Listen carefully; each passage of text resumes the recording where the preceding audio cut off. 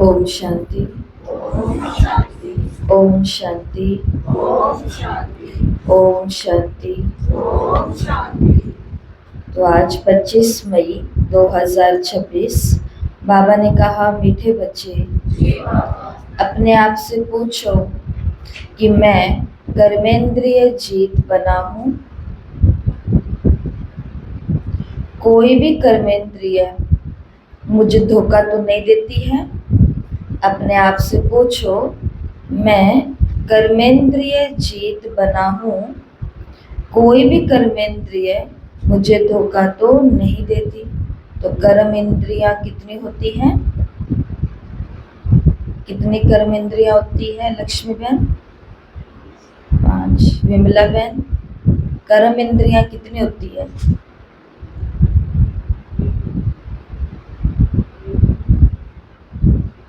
पुष्पा बहन, कर्म इंद्रियां कितनी होती है? 9 होती है। कमलेश बहन, 9 होती है। कैलाश बहन, 5 नहीं होती। कुसुम बहन, कर्मेंद्रियां कितनी होती है? 5।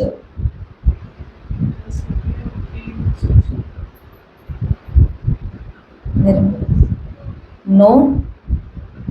कर्मेंद्रियां कितनी होती है? कर्म इंद्रियां कितनी होती है? पीछे भाई, कर्मेंद्रियां कितनी होती है? 9 कैसे बोल रहे हो ये बताओ मुझे पहले। कौन सी है 9 कर्मेंद्रियां? कौन से अंग होते हैं 9? 9 कुछ नहीं होता है। 9 द्वार हैं।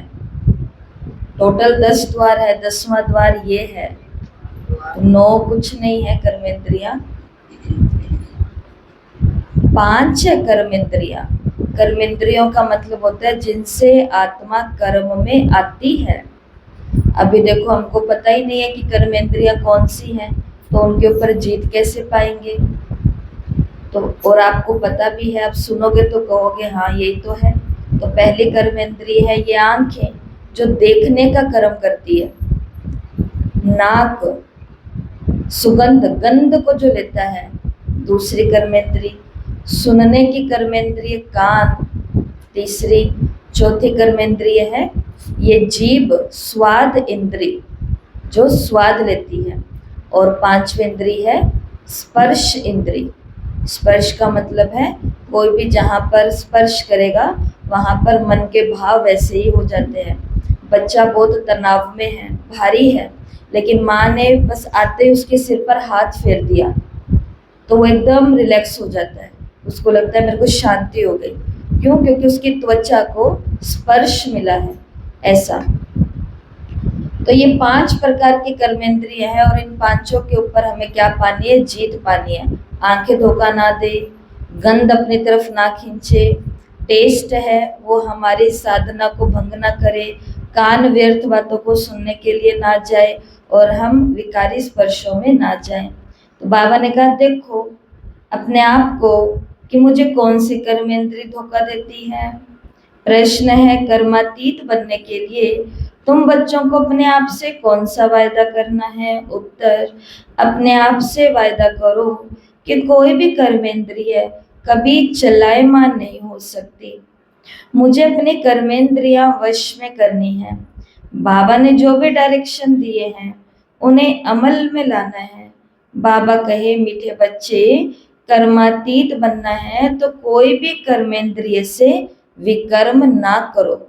ना आंखों से विकर्म करो, ना कान से विकर्म करो, ना मुख से, ना स्पर्श से, और ना ही ऐसे स्थानों पर जाना है, ना कोई ऐसी गंध। क्योंकि खुद को कोई गंध अच्छी लगी तो दूसरे को भी कहेंगे आप भी खा के देखो, आप भी लेकर के देखो। ऐसा। और इतनी सारी कर्मेंद्रियों में आज बाबा ने जो कहा, माया बड़ी प्रबल है, आंखें धोखेबाज है, इसलिए अपनी संभाल करो। ओम शांति। बच्चे आत्मा अभिमानी होकर बैठे हो, सभी आत्मिक स्थिति में बैठे हैं, ऐसा बाबा ने पूछा। अपने आप से पूछो, हर एक बात अपने आप से पूछनी पड़ती है। बाप युक्ति बताते हैं कि अपने से पूछो, आत्म अभिमानी हो बैठे हैं, बाप को याद करते हैं, क्योंकि ये है तुम्हारी रूहानी सेना। उस सेना में तो हमेशा जवान ही भर्ती होते हैं। इस सेना में जवान 14-15 वर्ष के भी हैं, तो 90 वर्ष के बूढ़े भी हैं, तो छोटे बच्चे भी हैं। ये सेना है माया पर जीत पाने के लिए। हर एक को माया पर जीत पहन बेहद के बाप से वर्षा लेना है, क्योंकि माया बहुत दुष्टर है। बच्चे स्वयं भी जानते हैं कि माया बड़ी प्रबल है। हर एक कर्मेंद्रिय धोखा बहुत देती है। सबसे पहले जास्ती धोखा देने वाली कौन सी कर्मेंद्रिय है? आंखें। आंखें ही सबसे जास्ती धोखा देती है। अपनी स्त्री होते हुए भी दूसरे को खूबसूरत देखेंगे तो झट वो खींचेंगी। आंखें बड़ा धोखा देती है। दिल होती है उनको हाथ लगाएं। बच्चों को समझाया जाता है, सदैव बुद्धि में ये समझो कि हम ब्रह्मा कुमार कुमारियां भाई बहन हैं। इसमें माया बहुत गुप्त धोखा देती है। इसलिए ये चार्ट में भी लिखना चाहिए कि आज सारे दिन में कौन कौन से कर्मेंद्रिय ने मुझे धोखा दिया। सबसे जास्ती दुश्मन है ये आंखें। तो ये लिखना चाहिए, फलाने को देखा, हमारी दृष्टि गई।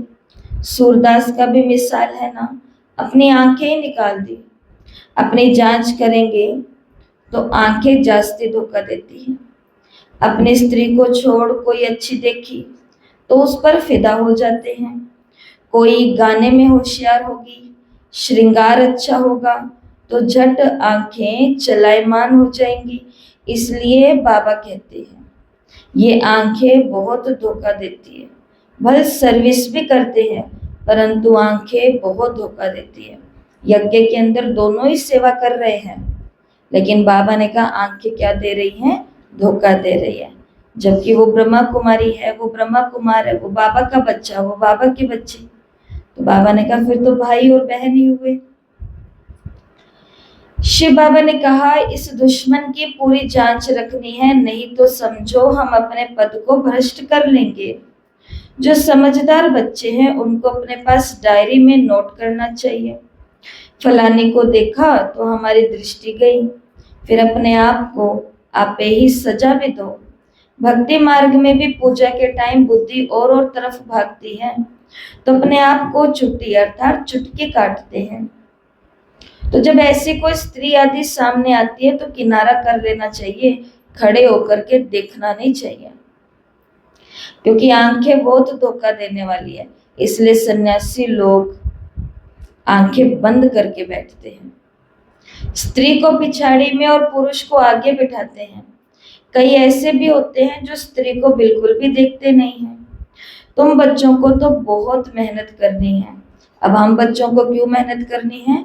क्योंकि हमें रहना भी सेवाधारियों के बीच में है, पढ़ना भी एक साथ है, आना जाना भी एक साथ है, तो फिर और बोलना करना भी है, सेवाओं का लेन देन भी करना है। तो भगवान ने कहा तुमको तो और भी मेहनत है। विश्व का राज्य भाग्य लेना कोई कम बात थोड़े ही है। वो लोग तो कर 10, 12, 20 हजार, 1-2 लाख या करोड़ इकट्ठा करेंगे और खलास हो जाएंगे। तुम बच्चों को तो अविनाशी वर्षा मिलता है, सब कुछ प्राप्ति हो जाती है। सिर्फ बाबा ने कहा अपने 5 कर्मेंद्रियों पर जीत तो पानी है, इसके बदले में हमें सब कुछ प्राप्ति हो जाएगी। ऐसी कोई चीज नहीं रहती जिसकी प्राप्ति के लिए माथा मारना पड़े। कलयुग अंत और सतयुग आदि में रात दिन का फर्क है, यहाँ तो कुछ भी नहीं है। अभी तुम्हारा है ये पुरुषोत्तम संगम युग। पुरुषोत्तम अक्षर जरूर लिखना है।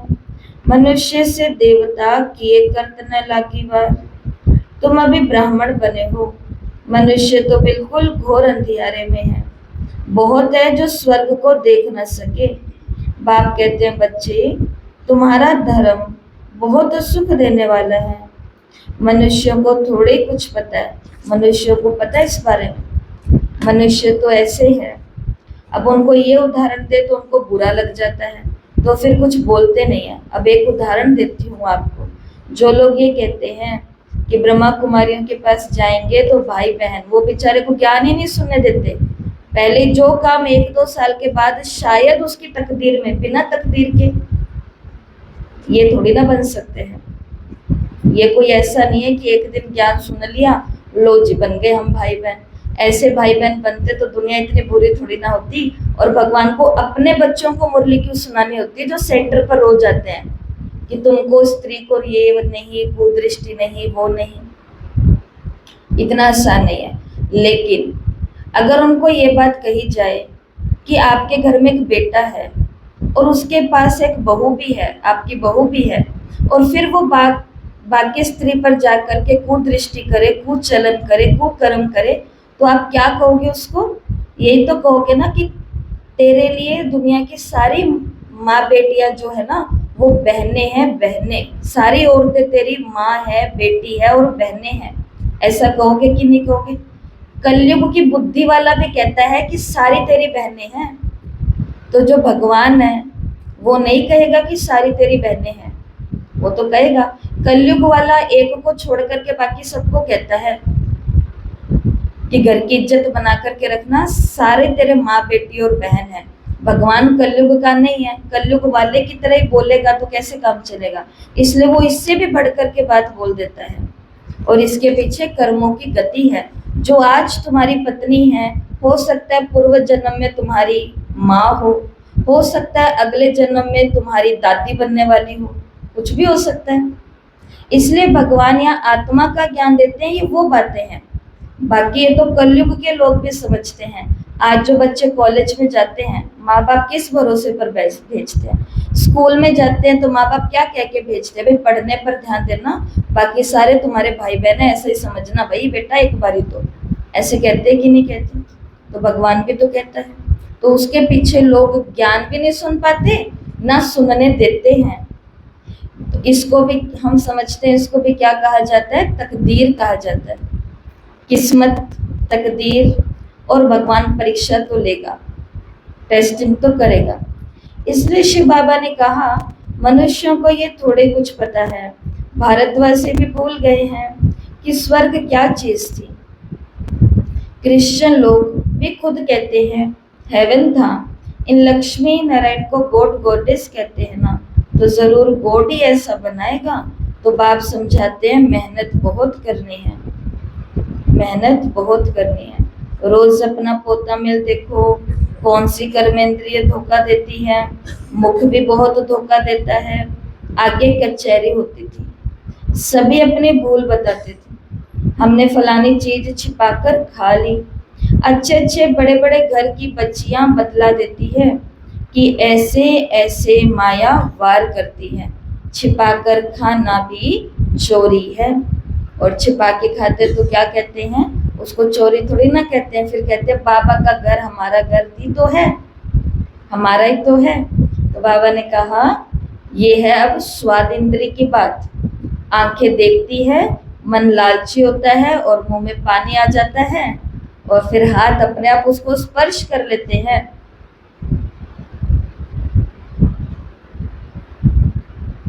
और कितने सेकंड की तृप्ति पूरी होगी? कुछ क्षणों की। लेकिन कुछ क्षणों की तृप्ति के पीछे हम अपने संस्कार कौन से बना लेते हैं?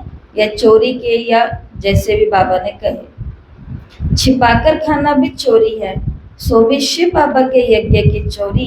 ये तो बहुत खराब है। कख का चोर सो लख का चोर। माया एकदम नाक से पकड़ती है। ये आदत बहुत बुरी है। बुरी आदत होगी तो हम क्या करेंगे? आदतें क्या होती है? सेवा केंद्रों में जाते हैं, डब्बे खोल के देखने लग जाते हैं। सेवा केंद्रों में जाते हैं, फ्रिज अलमारियां खोल के देखने लग जाते हैं, दराज खोल के देखने लग जाते हैं रसोइयों के। तो ये क्यों? हमको वहां से कोई उठाना है या हमारे घरों में कोई कमी होती है? ऐसा नहीं है। लेकिन इच्छा, मन की इच्छा है कि देखें ये बहनें क्या क्या खाती हैं, क्या क्या रखती हैं। और वो भी इसलिए नहीं देखते कि हमको पता चले कि क्या खाती है तो हम भी कुछ लेकर के आए। ये देखे तो दिखाएंगे, आराम से देखो। लेकिन सेवा केंद्रों में भी क्यों देखा जाता है? आदत, बुरी आदत है। ये आदत बहुत बुरी है। बुरी आदत होगी तो हम क्या बनेंगे? स्वर्ग में जाना कोई बड़ी बात नहीं है, परंतु उसमें भी मर्तबा तो होता है ना, पोजीशन, पद होता है। कहाँ राजा कहाँ प्रजा, कितना फर्क है। तो कर्मेंद्रियां भी बहुत धोखा देती है, उनकी संभाल करना चाहिए। ऊंच पद पाना है तो बाप के डायरेक्शन पर पूरा चलना चाहिए। बाप डायरेक्शन देंगे, फिर बीच में आकर माया विघ्न डालेगी। बाप कहते हैं भूलो नहीं, नहीं तो अंत में बहुत पछताएंगे। नापास होने का फिर साक्षात्कार भी होगा। अभी तुम कहते हो हम नर से नारायण बनेंगे, परंतु अपने से पूछो, अपना पोता मेल निकालो। बहुत हैं जो मुश्किल समझकर अमल में लाते हैं, परंतु बाबा कहते हैं इससे तुम्हारी उन्नति बहुत होगी। किससे? जो रोज डायरी लिखते हैं, जो रोज पोता मेल लिखते हैं कि आज मैंने कौन सा बुरा काम किया, आज मेरे कौन से कर्मेंद्रिय ने मुझे धोखा दिया, आज मैंने कौन सी गलती की। तो बाबा ने कहा वो बहुत उन्नति को पाएंगे। सारे दिन का पोता मेल निकालना चाहिए। ये आंखें बहुत धोखा देती हैं, कोई को देखेंगे तो ख्याल आएगा ये तो बहुत अच्छी है, फिर उससे बात करेंगे। दिल होगी उनको कुछ सौगात दूं, ये खिलाऊं, वही चिंतन चलता रहेगा। बच्चे समझते हैं इसमें मेहनत बहुत बड़ी है, कर्मेंद्रियां बहुत धोखा देती है। रावण राज्य है ना, बाप कहते हैं वहां चिंता की कोई बात नहीं होगी, क्योंकि रावण राज्य ही नहीं, चिंता की बात ही नहीं। वहां भी चिंता हो तो नरक और स्वर्ग में फिर क्या फर्क रहा।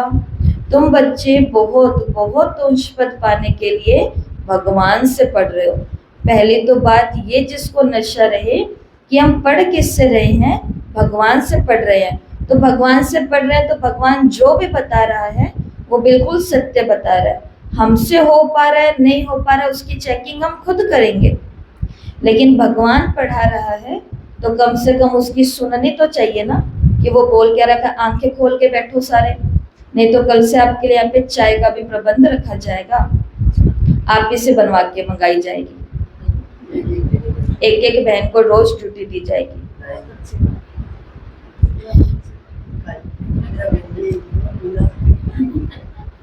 तुम बच्चे बहुत बहुत ऊंच पद पाने के लिए भगवान से पढ़ते हो, भगवान से पढ़ते हैं तो बस सुन लो।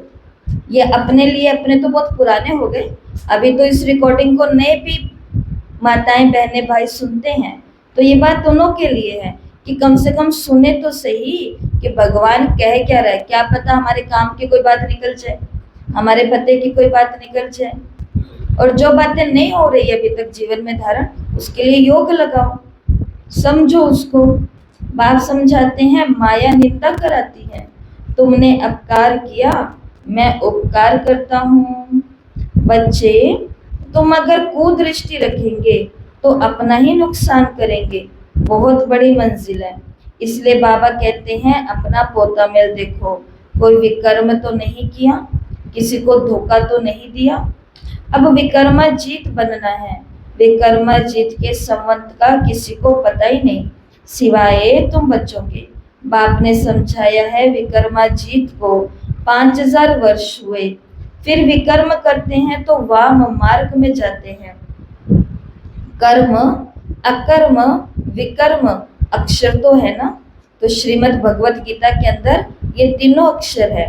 कर्म क्या है, अकर्म क्या है और विकर्म क्या है। माया के राज्य में मनुष्य जो भी कर्म करते हैं वो सारे विकर्म बनते हैं। ऐसा आपने सुना होगा और महसूस भी किया होगा कि इस कलयुग माया के राज्य में लोग कहते हैं कि हम कुछ अच्छा करने जाते हैं माड़ा ही हो जाता है, अच्छा करने जाते हैं बुरा ही हो जाता है।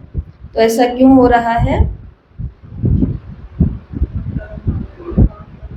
कोई कर्म आगे आ जाते हैं, ठीक है, और ऐसा क्यों होता है? क्योंकि जो भी कर्म कर रहे होते हैं ना वो बिगर श्रीमत के कर रहे होते हैं। श्रीमद् भगवत गीता तो पढ़ रहे होते हैं, सुन रहे होते हैं, लेकिन वो पढ़ने और सुनने तक चल रहा है, उसको अभी तक धारण नहीं किया है कि कोई भी कर्म करने से पहले उसके लिए श्रीमत क्या है। अगर श्रीमत के आधार पर कर्म करेंगे तो कभी भी ये नहीं बोलना पड़ेगा कि भाई मैं तो अच्छा करने गया, ये तो और ही मेरे से तो बुरा हो गया। सामने वाले ने बुरा किया उसकी बात नहीं कर रहे, लेकिन मैं अच्छा करने गई, मेरे ही द्वारा बुरा हो गया। इसका मतलब जो मैंने किया वो श्रीमत के आधार पर नहीं था। जैसे भोजन पकाना कितना पुण्य का काम है। लोग घर वाले जो हैं वो बाहर से पढ़ते, कोचिंग करते, कमाते, थके हारे आते हैं, तो ऐसी भूखी प्यासी अर्थात अतृप्त आत्माओं को हम जल, पानी, भोजन इत्यादि खिलाते हैं। तो ये तो एक पुण्य का काम है, सेवा का काम है, घर बैठे भी। लेकिन सोचो, जो बिल्कुल पूरा दिन चिंता के अंदर डूब करके अब घर पे आए हैं शांति के लिए, शांति के लिए, उनको जो भोजन पका करके खिलाया उसके अंदर भी क्या डाल दी बनाने वाली ने? उसने भी चिंता डाल दी, उसने भी शाम का गुस्सा डाल दिया, उसने भी पूरा चिड़चिड़ापन उसके अंदर डाल दिया, गर्मी गर्मी गर्मी उसके अंदर डाल दिया। तो फिर उन आत्माओं को ऐसा भोजन खिला के हमने पुण्य का काम किया या पाप का काम किया? पाप के भागीदार बने हम, क्योंकि जैसा होगा अन्न वैसा बनेगा मन। इसलिए अब नई नई माताओं को भी यही सिखाते हैं जो पुरानों को भी आता है और हम सभी भी करते हैं। वो कौन सा है कि रसोई में जाओ तो पक्का करके जाओ कि शिव बाबा का भंडारा है, यहाँ से कईयों को शांति और शक्ति मिलने वाली है। योग नहीं लगाना आता तो गीत चला लो, मुरली चला लो, क्लासेस चला लो, कुछ भी चला लो, तो जो कि पॉजिटिव कोई ना कोई शब्द उस भोजन के अंदर जाए, और फिर क्या होगा? पुण्य होगा, क्योंकि जैसा अन्न वैसा मन। तो ये एक उदाहरण है, बाकी बहुत बड़े बड़े विकर्म होते हैं। माया के राज्य में मनुष्य जो भी कर्म करते हैं वो विकर्मी बनते हैं। सत्युग में विकार होते नहीं, तो विकर्म भी कोई बनता नहीं। ये भी तुम बच्चे जानते हो, क्योंकि तुमको ज्ञान का तीसरा नेत्र मिला है। तुम त्रिनेत्री बने हो, तो त्रिकालदर्शी, त्रिनेत्री बनाने वाला है पाप। तुम आस्तिक बने हो, तब त्रिकालदर्शी बने हो। सारे ड्रामा का राज बुद्धि में है। मूल वतन, सूक्ष्म वतन, स्थूल वतन, 84 का चक्र, फिर और धर्म विधि को पाते हैं। वो कोई सदगति नहीं कर सकते, उनको गुरु भी नहीं कह सकते। सर्व का सदगति करने वाला एक ही बाप है। अभी सबकी सदगति होनी है। वो धर्म स्थापक कहे जाते हैं, गुरु नहीं। धर्म स्थापक धर्म स्थापन करने के निमित्त बनते हैं, बाकी सदगति थोड़े ही करते हैं। उनको याद करने से कोई सदगति नहीं हो सकती, विकर्म विनाश नहीं हो सकते, वो सब है भक्ति। तो बाप समझाते हैं माया बड़ी दुष्टर है, इस पर ही लड़ाई होती है। हो शिव शक्ति पांडव सेना, तुम सब पंडे हो। शांति धाम सुख धाम का रास्ता बताते हो, गाइड्स तुम हो। कहते हैं बाप को याद करो तो विकर्म विनाश होंगे, और दूसरी तरफ अगर कोई पाप करेंगे तो 100 गुना पाप लग जाएगा। और ये तो कोई मत सोचना पहले वाली तरह कि थोड़ा सा पुण्य कर लिया, एक पाप कर लिया, उसके बदले में एक पुण्य कर दिया, बराबर हो गया। ये हमारा वो वाला खाता नहीं है इधर वाला कि बराबर हो जाएगा कट करके। ये कर्मों का खाता है। यहाँ पर जो आपने पुण्य किया है उसका भी आपको रिटर्न मिलेगा, लेकिन जो पाप किया है उसका भी भुगतान आपको, मतलब मनुष्य को ही करना पड़ेगा। तो दुनिया में ऐसा ही होता है ना कि पूरे साल पाप करेंगे और एक बारी घाट पर जाकर के स्नान करेंगे तो सोचेंगे पुण्य हो गया, हुआ है, लेकिन उसको काटने वाला हम पुण्य सोचे तो वो नहीं हुआ है। वो तो पुण्य हो गया कि हम गए, भगवान का नाम लिया, कुछ भी किया, लेकिन जो पाप किया ना पूरा 12 मास, उसका भी पूरा भुगतान करना पड़ेगा। पूरा साल गलत कमाई की और एक जगराता लगा दिया और हम सोचे चलो भाई सारा सेटल हो जाएगा, 20-25 लाख इसमें लगा दिए, 40-50 लाख इसमें लगा दिए। वो आपने पुण्य का काम किया, उसको भी आपका मिलेगा, लेकिन जो इधर पाप कर करके किया था उसका भी भुगतान करना पड़ेगा। ये बात आपको क्यों सुना रहे हैं? क्योंकि कई लोग ऐसे ही सोचते हैं कि सुबह 4 घंटा बाबा को याद कर लिया, मुरली सुन ली, सब कुछ कर लिया, क्या हुआ, दिन में 1-2 पाप हो गए तो उससे बराबर हो जाएगा। तो बराबर, ऊपर से तो बाबा ने ये और कह दिया, एक पाप करेंगे तो उसका 100 गुना पाप लगेगा। अब सिस्टम एक पर एक का नहीं है। अब ज्ञान मार्ग में एक करेंगे तो कितना पाएंगे? 100 गुना। जैसे मैं कभी कभी सोचती हूँ उन आत्माओं के बारे में जो घर बैठे बैठे पाप कमा लेते हैं।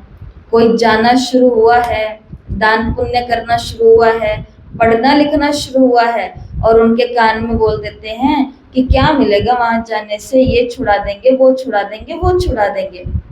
वो आत्मा बैठे बिठाए क्या कर लेती है? बढ़िया पाप कमा रही है। भंडारे भर लिए उस आत्मा ने अपने पाप से। अगर ये आत्मा भगवान के घर जा करके एक कर्म को भी सुधारती तो इसका भला होता, इसके पीछे इसके पूरे परिवार का भला होता। लेकिन जिसने रोका, उसने रोक करके क्या कर लिया? अपना और अपने पूरे खानदान, पूरी पुश्तियों का क्या कर दिया? अभला कर दिया, बुरा कर दिया। तो ऐसा काम हमें तो नहीं करना है। इसलिए शिव बाबा ने कहा जितना हो सके कोई विकर्म नहीं करना चाहिए। कर्मेंद्रियां तो बहुत धोखा देती हैं। बाप हर एक के चलन से समझ जाते हैं। बच्चों को माया के तूफान आते हैं। स्त्री पुरुष समझने से ही तूफान आते हैं। तो इन आंखों पर कितना कब्जा रखना चाहिए। कब्जे का मतलब क्या होता है? अधिकार। किनके ऊपर? बस ये जो दो टिम दिख रही है ना, जिनके अंदर कोई वैसी ताकत नहीं है। एक अभी कंकड़ का जो छोटा सा दाना है ना, वो भी धरा करके पड़ गया, ये खुलेंगी नहीं आंखें।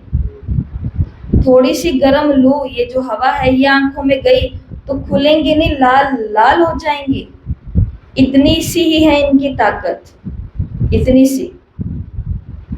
लेकिन धोखा कितना बड़ा देती है। एक तपस्वी को, एक बाल ब्रह्मचारी को, एक योगी को, एक राज ऋषि को सीधा नीचे ला करके गिराती है। इसलिए कहते हैं चढ़े तो चाखे वैकुंठ रस, गिरे तो चकना चूर।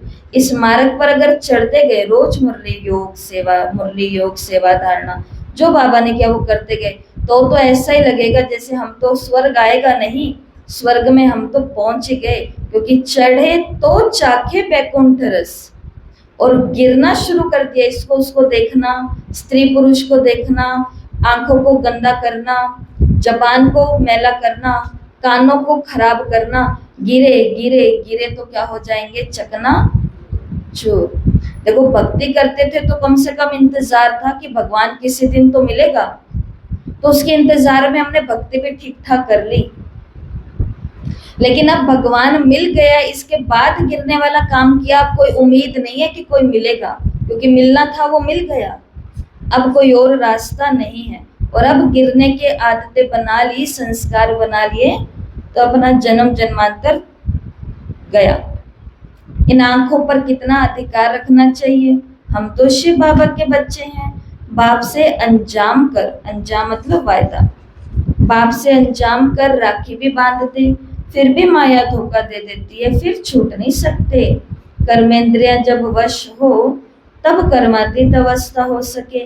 कहना तो सहज है कि हम लक्ष्मी नारायण बनेंगे, परंतु इतनी समझ भी चाहिए।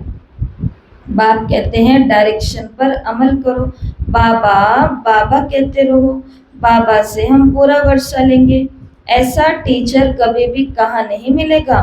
इन सब बातों को देवताएं भी नहीं जानते, तो पिछाड़ी के धर्म वाले फिर कैसे जानेंगे।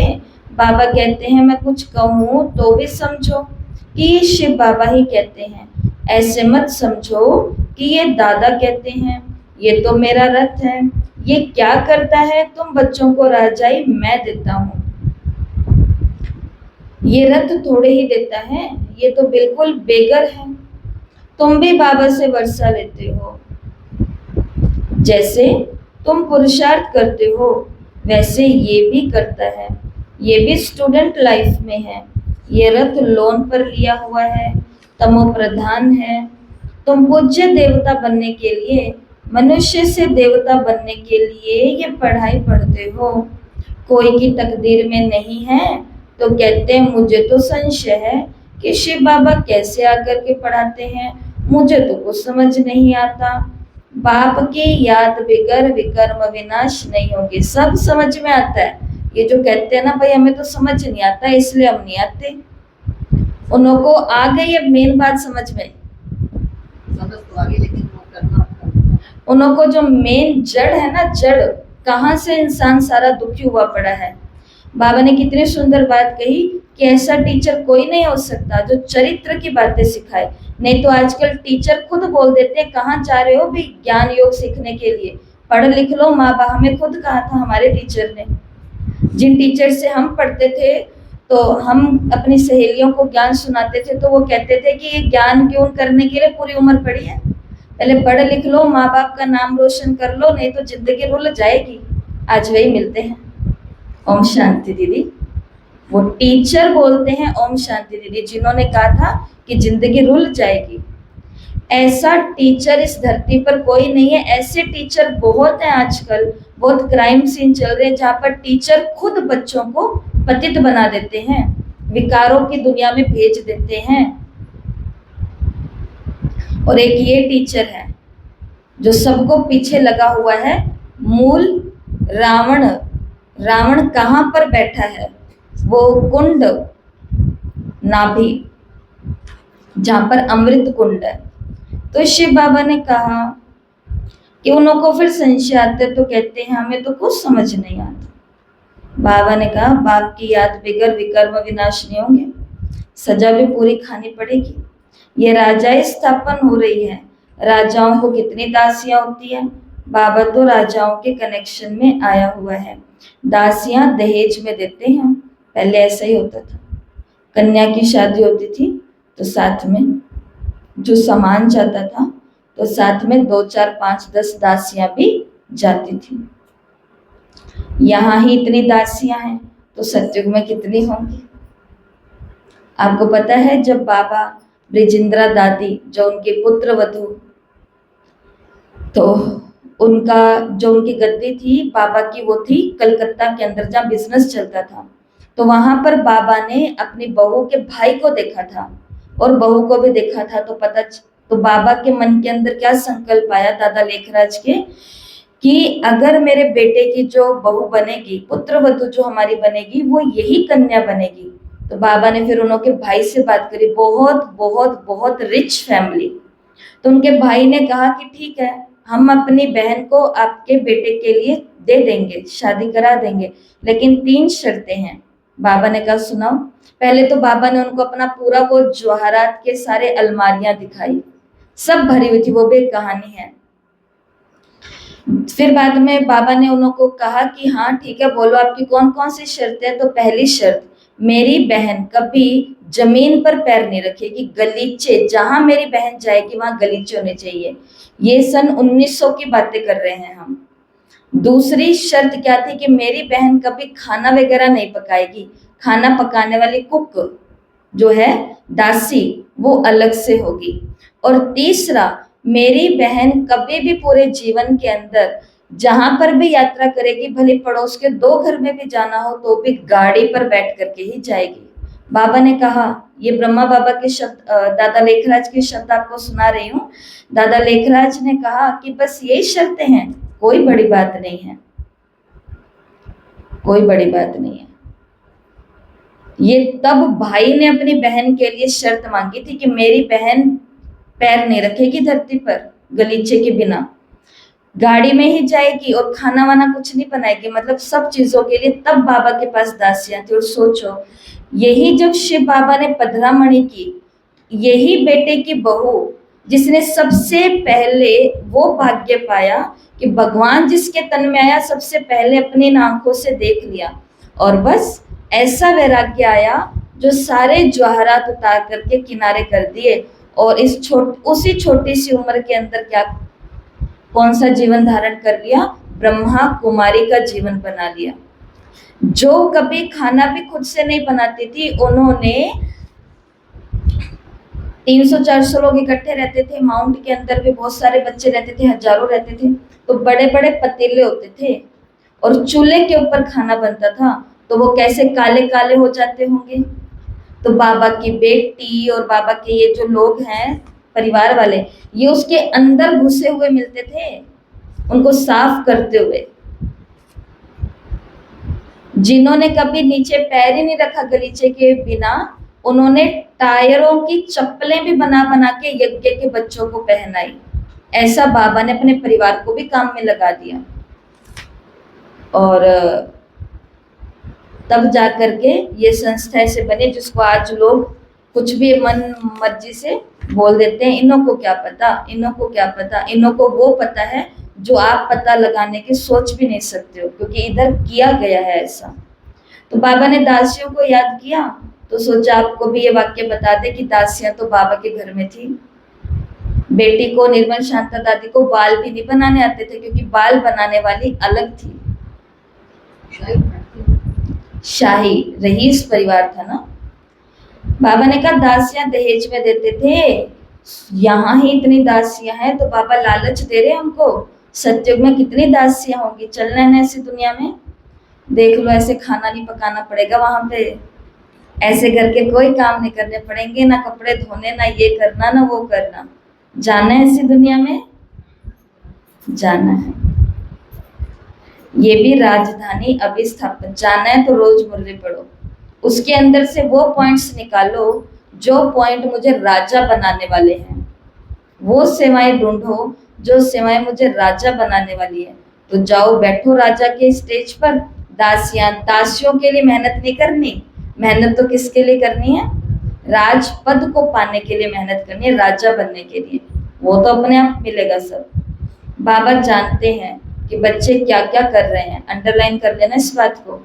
ये वही बाबा है जो कहता है मैं कुछ नहीं जानता, वही कह रहा है मैं सब कुछ जानता हूँ कि तुम क्या क्या कर रहे हो। जानता है तभी तो बोल दिया ना कि यज्ञ के अंदर रहते हैं तो भी कुदृष्टि रखते हैं, जानता है तभी बोला है।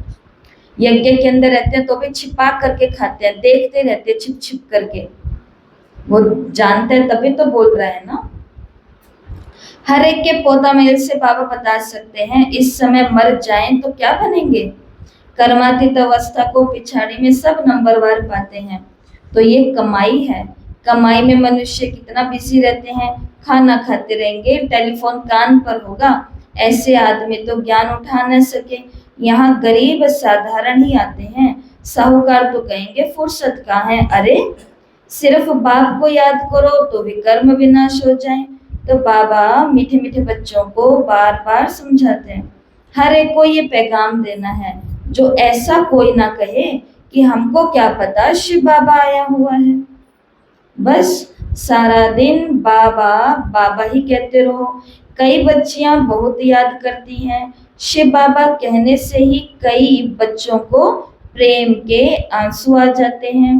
कब जाकर के मिलेंगे, देखा ही नहीं है तो तड़पती रहती हैं, और देखे हुए मानते नहीं हैं। जिनको मिल गया आराम से उनसे हो नहीं रहा है काम, और जो जा नहीं पा रही वो सारा दिन क्या करती है, आंसू बहाती है कि कब मधुबन जाऊं, कब बाबा से मिलूं। वो दूर बैठे आंसू बहाती रहती है। वंडर है ना। ब्रह्मा का भी बहुतों को साक्षात्कार होता है। आगे चल बाबा ने कहा बहुतों को साक्षात्कार होगा। मनुष्य को मरते समय सब आकर के कहते हैं कि भगवान को याद करो, तुम भी शिव बाबा को याद करो। बाप कहते हैं बच्चे पुरुषार्थ में मेकअप करते रहो, मौका मिलता है तो मेकअप करो। कौन सा मेकअप करो, पीछे रह गए हो ना तो कवर करो उसे, थोड़ी देरी से आए हो तो फास्ट करो अपनी चाल को। बाबा ने कहा ये कमाई बहुत भारी है। कोई कोई तो ऐसे हैं जिनको कितना भी समझाओ तो भी बुद्धि में नहीं बैठता। बाप कहते हैं ऐसे नहीं बनना, अपना कल्याण करो। दुनिया में कहावत है बिगर कहे जो करे वो देवता। कहने पर करे वो मनुष्य और कहने पर भी ना करे वो राक्षस, असुर है वो जो कहने। इसलिए माँ बाप अपने छोटे मोटे बच्चों को बोलते हैं कि असुर कहाँ से आ गया, ये शैतान कहाँ से आ गया, ये राक्षस कहाँ से आ गया। राक्षस और असुर तो फिर भी भारत वाले बोले ना बोले, लेकिन एक बात तो बोलते बहुत शैतान है, शैतान है। उन लोगों को पता ही नहीं शैतान किसको कहा जाता है।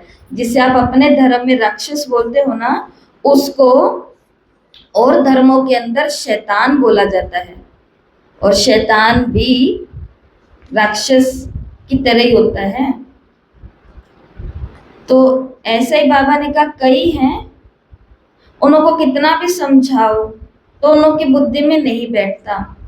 इसलिए बाबा ने कहा अपना कल्याण करो, बाप की श्रीमत पर चलो, तुमको बाप पुरुषों में उत्तम बनाते हैं। ये है एम ऑब्जेक्ट। बाबा सर्विस के लिए कितनी युक्तियां बताते रहते हैं। संदेश तो सबको जाकर के देना है ना, जो समझें कि ये बरोबर सच कहते हैं। जैसे हमें भगवान का परिचय मिला तो आज हमारा जीवन कितना अच्छा हो गया। जो हमें सुख मिला वो सुख औरों को भी मिले, अंदर में ये भी रहम रखना है। आज की पूरी अव्यक्त मुरली इसी के ऊपर है। हमें मिल गया इतना काफी नहीं है, ऐसी युक्तियां रचनी है कि मेरे आसपास वालों को, परिवार जन को, भाई बंधुओं को, सबको भगवान का परिचय मिले। इस लड़ाई में, खास भारत में, आम सारे विश्व में सुख शांति होगी इस लड़ाई से। ऐसे ऐसे पर्चे सभी भाषाओं में छपाने पड़े। भारत कितना बड़ा है, हर एक को पता होना चाहिए। जो ऐसे कोई ना कहे कि हमें तो पता ही नहीं पड़ा। तुम कहेंगे अरे एरोप्लेन से पर्चे गिराए, अखबार में डलाया, तुम जागे ही नहीं।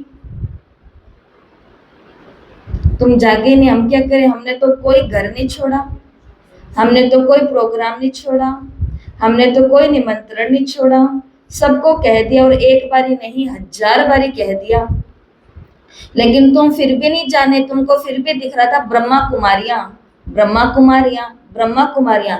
तुमको वो पिंडी वाला शिव बाबा दिखाई नहीं जिसको तुम निला निला के आए हो, कि वो भेज रहा है इनको।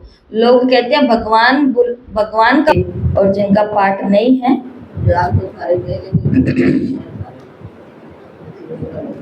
बाकी आप सभी को मालूम है, अनुभवी हो आप सभी, कि एक बार जागने के बाद में जो वो वाली नींद आती है ना, वो रात की नींद से भी ज्यादा जबरदस्त होती है। एक बार आप जागो, उसके बाद आप सो, तो ऐसा लगेगा कि सारे विश्व का मालिक मैं ही बन गया हूँ। उसी प्रकार जागते हैं फिर सो जाते हैं। जान तो सारे गया, अब तो घर बैठे ज्यादा जाग गया, ज्यादा ध्यान दे रहा है क्या हो रही है। हमें नहीं पता चलता, उन्हों को पता चल जाता है। दुनिया चल रही है, तुम जागे ही नहीं। तो ये भी दिखाया हुआ है, कुंभकर्ण ऐसे नहीं दिखाया हुआ। इन कानों को उल्टे घड़े के समान, कुंभ का मतलब घड़ा, और कर्ण कैसे बना लिए, कान कैसे बना लिए, उल्टे घड़े के समान बना लिए। घर पर ऐसे ही बैठे रहेंगे, लेकिन यहाँ आकर के मुरली नहीं सुनेंगे। घर पे ऐसे ही लेटे रहेंगे, लेकिन भगवान के घर में आकर के 2 मिनट बाबा को ओम शांति नहीं कहेंगे। उस समय हमको गर्मी भी याद आ जाएगी, गर्मी बहुत है, घर पे ही ओम शांति कर लेते हैं। गर्मी बहुत है, घर पे ही मुरली कर लेते हैं। गर्मी बहुत है, घर पे योग कर लेते हैं। तो फिर कोर्स भी घर पे कर लेते। उसके लिए क्यों आप गए थे कहीं पर? कैसे कर लिया हमने दूसरा मोबाइल, मोबाइल पे कर लिया तो फिर उनको तो अलाउड है, वो ऑनलाइन बच्चे हैं, वो चल सकते हैं, उनमें ताकत होएगी। तो भी घर पर ना हम भगवान का भोग खा सकते, ना कोई भगवान के घर की साफ सफाई सेवा कर सकते, कमाई तो कुछ नहीं कर सकते। अपना स्वार्थ वो पूरा हो रहा है, बस वो कर रहे हैं मन को दिलासा। नहीं तो इतना तो कोई नहीं है जागा हुआ कि भगवान के घर आने को उसको समय ना हो। लेकिन इधर बहुत सारी लाइनें हैं, पर एक लाइन मिटी हुई है, और वो कौन सी? कोई एक मंदिर चल के जाते हैं और एक बैठे हुए मंदिर थोड़ी है। तो ये भी दिखाया हुआ है। तो दिखाया कहाँ हुआ है? शास्त्रों में दिखाया हुआ है। अच्छा, मीठे मीठे सिकेलते बच्चों प्रति माता पिता बाप दादा का याद प्यार और गुड मॉर्निंग। रूहानी बाप के रूहानी बच्चों को नमस्ते। हम रूहानी बच्चों की रूहानी माता पिता बाप दादा को याद प्यार नमस्ते, गुड मॉर्निंग, ओम शांति, शुक्रिया बाबा शुक्रिया, वाह बाबा वाह। धारणा के लिए मुख्य सार। तो 2 बातें आज बाबा ने हमें बताई। पहला, स्वयं में जो भी बुरी आदतें हैं उनकी जांच कर उन्हें निकालने के लिए मेहनत करनी है। अपना सच्चा पोता मेल रखना है, बाप के डायरेक्शन पर चलना है। दूसरा, ऐसा कोई कर्म नहीं करना जिससे बाप का नाम बदनाम हो। ऐसा कोई कर्म नहीं करना जिससे बाप का नाम बदनाम हो। अपनी उन्नति का ख्याल रखना है, जरा भी कुदृष्टि नहीं रखनी। अपनी उन्नति का ख्याल रखना है, जरा भी कुदृष्टि नहीं रखनी। वरदान है, स्थूल व सूक्ष्म में हर फरमान को पालन करने वाले, स्थूल व सूक्ष्म में हर फरमान को पालन करने वाले संपूर्ण फरमाबरदार भव। बाबा ने कहा, स्थूल फरमान पालन करने की शक्ति उन्हीं बच्चों में आ सकती है जो सूक्ष्म फरमान पालन करते हैं। जो मोटी मोटी आज्ञाएं हैं, बाबा ने कहा, वो पालन करने की शक्ति उन्हीं में ही आएगी जो सूक्ष्म में भगवान की आज्ञाओं का पालन कर रहे हैं। सूक्ष्म और मुख्य फरमान है, निरंतर याद में रहो, मन वचन कर्म से पवित्र बनो। संकल्प में भी अपवित्रता अशुद्धता ना हो। यदि संकल्प में भी पुराने अशुद्ध संस्कार टच करते हैं तो संपूर्ण वैष्णव व संपूर्ण पवित्र नहीं कहेंगे। इसलिए कोई एक संकल्प भी फरमान के सिवाय ना चले तब कहेंगे संपूर्ण फरमाबरदार।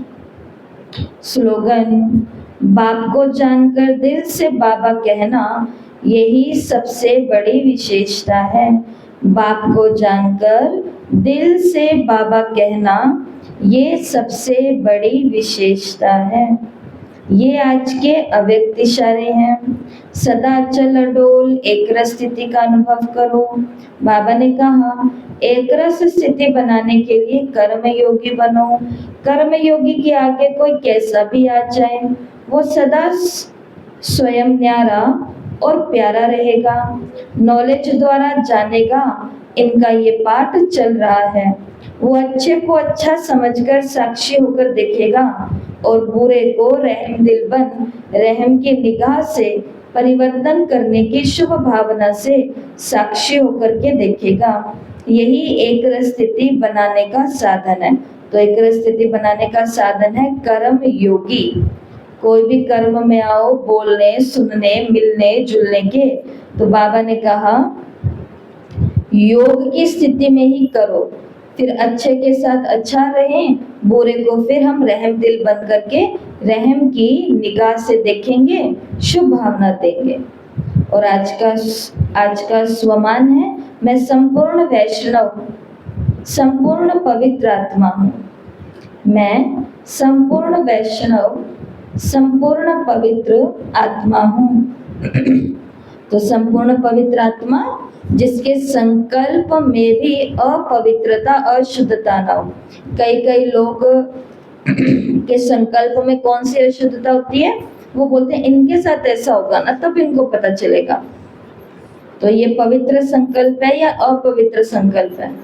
अपवित्र है ना। इसके लिए संकल्पों के अंदर भी अशुद्धता नहीं आनी चाहिए। इसके साथ ऐसा होगा तो पता पड़ेगा, या हमें कहने और सोचने की आवश्यकता ही नहीं है। वो उनका कर्म, उनके पाठ, बाकी ख्याल किसका रखना है? बाबा ने कहा, आज तो बाबा ने कह दिया ख्याल अपना रखो, क्योंकि हमें ज्यादा चिंता किसकी लगी हुई है? दूसरे मेरे बारे में क्या कहते हैं? क्या तो संपूर्ण मैं संपूर्ण वैष्णव, संपूर्ण पवित्र आत्मा हूँ।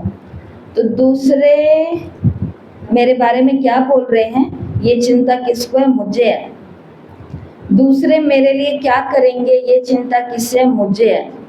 कल को मेरा बुढ़ापे में साथ कौन देगा, ये चिंता मुझे है। ये उल्टी पुल्टी चिंता है, बुढ़ापा आएगा नहीं आएगा, उससे पहले ही आत्म पंच निकल जाएगा, कोई पता नहीं। इन बातों में कुछ नहीं रखा हुआ, कोई कुछ नहीं है। क्या करना है, हमें अपने वर्तमान को सफल करना है, अपनी बुरी आदतों को बाहर निकालना है और अच्छी अच्छी आदतें अपने अंदर डेवलप करनी है, धारण करनी है। अच्छा, ओम शांति।